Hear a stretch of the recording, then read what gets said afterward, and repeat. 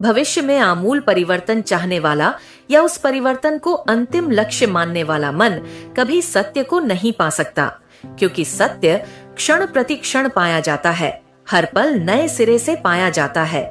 संचित अनुभव से कोई खोज संभव नहीं है। यदि आप पुराने के बोझ से दबे हैं, तो नए का अन्वेषण कैसे कर सकते हैं? उस बोझ के हटने पर ही आप नए की खोज पाते हैं।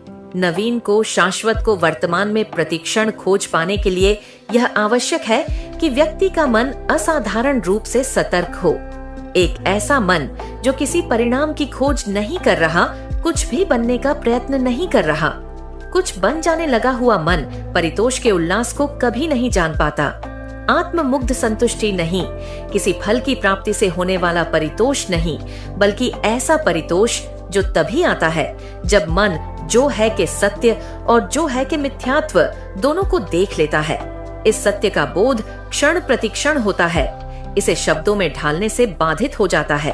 आमूल परिवर्तन कोई लक्ष्य, कोई परिणाम नहीं है। परिवर्तन परिणाम नहीं है, परिणाम में अवशेष निहित है, कारण और कार्य निहित है। जहाँ कारण है वहाँ कार्य का, प्रभाव का होना अनिवार्य है। वह प्रभाव बदलने की आपकी कामना का परिणाम भर होता है। जब आप रूपांतरित होने की कामना करते हैं, तब आप कुछ बनने की भाषा में सोच रहे होते हैं, और जो कुछ बनने की प्रक्रिया में है वह उसे नहीं जान सकता जो विद्यमान है। सत्य है क्षण प्रतिक्षण होना। प्रसन्नता, सुख, शांति अतिकाल की होने की वह अवस्था है जो कालातीत है। समय से परे की इस अवस्था का आगमन तभी होता है जब गहन असंतुष्टि होती है।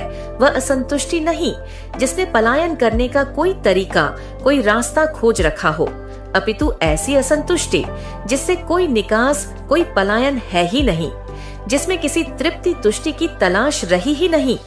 परम असंतुष्टि की उस स्थिति में ही यथार्थ अभिव्यक्त होता है। वह यथार्थ क्रय विक्रय के लिए नहीं है, दोहराने के लिए नहीं है। उसे पुस्तकों में बांधा नहीं जा सकता। उसे क्षण प्रतिक्षण पाना होता है, मुस्कुराहट में, आंसू में, सूखे पत्तों में, आवारा विचारों में, प्रेम की परिपूर्णता में। प्रेम सत्य से भिन्न नहीं है। प्रेम वह अवस्था है जिसमें विचार की प्रक्रिया का समय के तौर पर पूर्णतया अवसान हो गया है। जहाँ प्रेम होता है, आधारभूत परिवर्तन हो जाता है। प्रेम के अभाव में क्रांति का कोई अर्थ नहीं है, क्योंकि तब क्रांति का अर्थ केवल विनाश और क्षय होगा। जहाँ प्रेम है वहीं क्रांति है, क्योंकि प्रेम है क्षण क्षण होने वाला रूपांतरण, आमूल परिवर्तन।